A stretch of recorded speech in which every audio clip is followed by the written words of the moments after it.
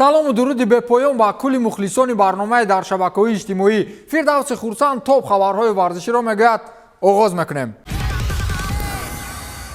нимҳимоятгари қазоқи дастаи ССК Москва Бахтиёр Зайниддинов 2 рӯз аст ки дар ватани худ беному нишон аст. ин албатта пушти тазоҳуроти чанд рӯзи охири мардуми қазоқ дар мамлакат аст ки ҳоло ин кишвар зери буҳрони сиёсӣ қарор дорад. инро агенти футболбоз Евгений Новиков расонаӣ кард. ӯ хабар додааст ки таи 2 рӯз аст бо футболбоз робита кардан наметавонад. охирин маротибае ки бо ҳам гап задем шаби сешанбе буд, гуфтааст Новиков. ҳамчунин ӯ ёдрас кард ки Бахтиёр замони истироҳат ба ватани худ баргашта буд ва то чанд рӯзи пеш тариқи шабакаҳои маҷозӣ дар иртибот ҳам буд. баъди хотимаи қисми аввали чемпионати Русия, футболбоз дар мавриди рафтанаш ба ватан ҳамагонро огоҳ намуда, ҳатто рӯзи 16 декабр аз ҷараёни истироҳаташ дар шаҳри Дубай ба саҳифаи инстаграми худ аксҳои мухталиф ворид сохта буд. унҷо қайд ҳам сохт ки рӯзҳои охирини истироҳат дар Дубай ва ҳаминак омодагӣ барои баргашт ба ватан. ин ҳам дар ҳолест ки таи чанд рӯзи охир дар чандин шаҳру вилоятҳои Қазоқистон мавҷи интернет ва алоқаи мобилӣ комилан қатъ карда шудааст. дастаҳо доим футболбозони худро ба қавле суроғ карда меистанд. барои ҳамин зуранд. баъзе дастаҳои мо ҳоло намедонанд ки бачаҳо дар куҷоянд.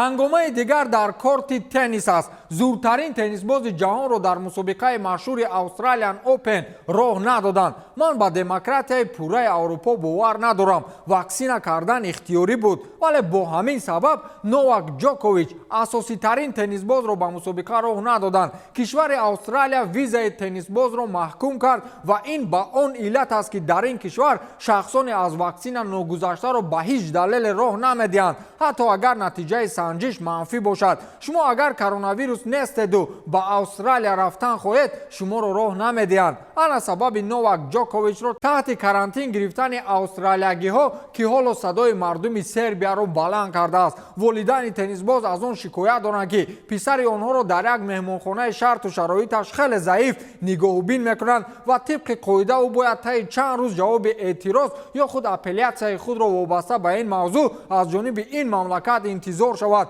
аз рӯи ваъда рӯзи 10 январ бояд тибқи машварати судӣ тақдири Ҷокович барои иштирок дар мусобиқаи мазкур ба қавле ҳал гардад. аз ин рӯ ӯро мебояд то рӯзи 10 дар як меҳмонхона таҳти карантин қарор бигирад. волидайни теннисбоз огаҳӣ ёфтанд ки писарашон дар ин меҳмонхона ба сифати ҷазоб боздошт шудааст. ҳуҷраи сард, рахти хоби сахт ва хӯрокҳои хунуку дар умум шароити пастро барои писари ман раво диданд. падари Ҷокович бошад кулли мардуми Сербияро ба тазоҳурот даъват дорад. ӯ мегӯяд Новак Ҷокович ин ифтихори Сербия аст. аз ин рӯ мо муваззаф ҳастем ки барои адолат ва поймол шудани ҳуқуқи инсон садо баланд намоем. Ҷокович ин Сербия аст, Сербия бошад Ҷокович, изҳор доштааст падари Новак Ҷокович. рахти хоби сахт, ҳуҷраи хунук ва хӯрокҳои сард, ала бугӯ дар меҳмонхона зиндонаш карданд.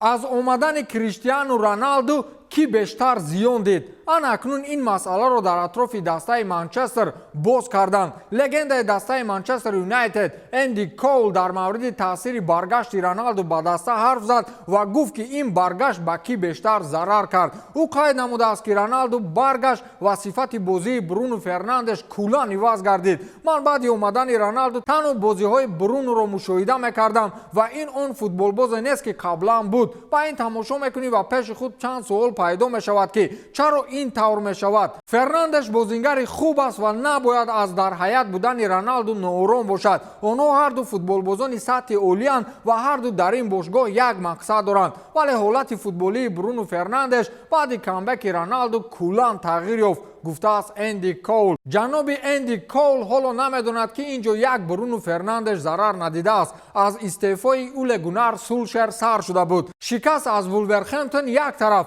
болои сӯхта намакоб Ралф Рангник сармураббӣ шудааст. форварди дастаи Рубин Иван Игнатиевро аз як маркази дилхушӣ дар ҳолати сархушӣ аз дар берун карданд. Мегӯянд футболбоз то ҳадде аз ғояти барзиёд нӯшидани машруботи спиртӣ маст буд ки тартиботи ҷамъиятиро дар ин марказ ба вайронкунӣ даст зад. Гуфта мешавад ки футболбози мазкур ҳамон рӯз 23-юмин зодрӯзи худро бо дӯстонаш ҷашн мегирифт ва ҳатто дар шабакаи Инстаграм чанд аксу наворе аз ҷараёни шабнишинӣ пайдо шуд ки он ҷо Иван Игнатиев хеле маст ба назар мерасад. Дар навори паҳншуда дида мешавад ки чӣ хел чанд нафар футболбозро дар ҳолати хеле мастӣ аз маркази дилхушӣ берун мекунанд. Сомонаи дастаи Рубин зимни изҳороташ доир ба ин масъала қайд кардааст ки барои муҷозот кардани футболбоз далели ҳуқуқӣ надорем. Журналистони пойгоҳи хабарии Спортэкспресс ба директори генералии дастаи Рубин Рустам Сайманов вобаста ба ин мавзӯъ занг заданд ва дар бораи муҷозот шудани ё нашудани футболбоз аз ҷониби бошгоҳ пурсон гардиданд. Директори генералӣ гуфтааст ки муқобили Иван ягон хел таҳримот аз ҷониби бошгоҳ гузошта намешавад. Мо ягон асоси ҳуқуқӣ барои муҷозот кардани футболбозе ки дар рухсатӣ аст надорем, изҳор доштааст Рустам Саймонов. вақте гап сари шаробнӯшии Роналду, Мессиу, Салоҳу Ҳабиб мерафт, ҳангома буд. вақте як футболбози рус маст мешавад, ин ба қавли худашон нормал неай. аҳволи ҳимоятгари дастаи Манчестер Сити Бенҷамин Менди дар зиндонҳои Британияи Кабир хеле бад аст. ҳамакнун ҳафтумин аризаи шикоятӣ бар муқобили футболбоз аз ҷониби як хонуми бритониёии дигар бо иттиҳоми таҷовуз ба номус ба дасти кормандони шуъбаи ҳифзи ҳуқуқ афтод. ҳанӯз аз моҳи август Менди бо мақомотҳои судӣ дар мавзӯи таҷовуз даст ба гиребон аст ва то ин ҷониб наметавонад бегуноҳии худро назди қонун исбот намояд. 7 нафар хонум аризаи шикоятӣ навиштанд ки Менди ба номуси онҳо дастдарозӣ кардааст. аз ин рӯ футболбоз бо ин иллат то ҳол дар яке аз зиндонҳои шаҳри Ливерпул маҳбус буд ва дирӯз ӯро аз Ливерпул ба зиндони шаҳри Манчестер бо номи Strangeways интиқол доданд. дар Британия асосан зиндонҳо ба 4 ба истилоҳ категория ҷудо мешаванд. A, B, C, D. категорияи A низоми нигаҳдориаш сахт аст ва ин ҷо нафароне нигаҳдорӣ мешаванд ки ба ҷиноятҳои хеле сахт даст заданд ва ба ин дохил шуда метавонад ҷинояти таҷовуз. зиндони Strangeways дар Манчестер бошад махсус барои чунин ҷиноятҳо пешбинӣ шудааст ва Бенҷамин Мендиро маҳз аз Ливерпул ба ҳамин зиндони низоми нигаҳдориаш сахт интиқол доданд. мақомоти судӣ сабаби интиқоли Мендиро аз Ливерпул ба Манчестер дар он медонад ки дар зиндони Ливерпул ҳолатҳои хатарзо бар муқобили футболбоз хеле зиёд шуд. аз ин рӯ ба хулосае омаданд ки ба Манчестер ба зиндони категорияи A бибаранд. як нафар собиқ маҳбуси зиндони Манчестер гуфтааст ки Менди дар ин зиндон аҳволаш аз Ливерпул дида бадтар мешавад. болои он ки он ҷо низоми нигаҳдорӣ хеле сахт аст, ҳамчунин метавонад футболбозро хатареҷодкунии мухлисони зиндонии Манчестер Юнайтед таҳдид намояд. аксарияти зиндониҳои маҳбаси Strangeways мухлисони ашадии дастаи MU ҳастанд ки дар оянда Менди бо онҳо мушкилотҳои зиёде хоҳад дошт. як инсайдер аз дохили утоқи либосиваскунии дастаи Манчестер Юнайтед хабар дод ки чанд бозингари ин даста бар зидди Криштиану Роналду эътироз намуданд ва аз раҳбарият хостанд ки ҳар чӣ зудтар аз ин футболбоз халос шаванд. ин баъди бозии охир бо Вулверхэмптон сар задааст. ба иттилои манбаъ Гарри Магуайр, Эдинсон Кавани ва Мейсон Гринвуд аз он норозигӣ карданд ки Криштиану аз ҳама зиёд вақт барои бозӣ кардан мегирад ва дар майдон ба таври ҳамешагӣ боқӣ мондани ӯ дар дасти сармураббӣ нест. дар вақти эътироз чанд футболбози дигари ин даста аз ҷумла Люк Шоу шикоят бурдааст ки будани Роналду дар майдон нақшаҳои моро комилан тағйир медиҳад ва ахиран мо ба чунин натиҷаҳо рӯбарӯ мешавем. аксарияти бозингарони дигар бар зидди Роналду чунин иддао доранд ки португалӣ миёни футболбозон эътибори хеле баланд дорад ва ин аст ки бозингарони португалӣ забон аллакай миёни худ дар ин даста гӯё ки давлати алоҳида сохта бошанд. аз ин рӯ вақти бозӣ бар алло мушоҳида мешавад ки ба мо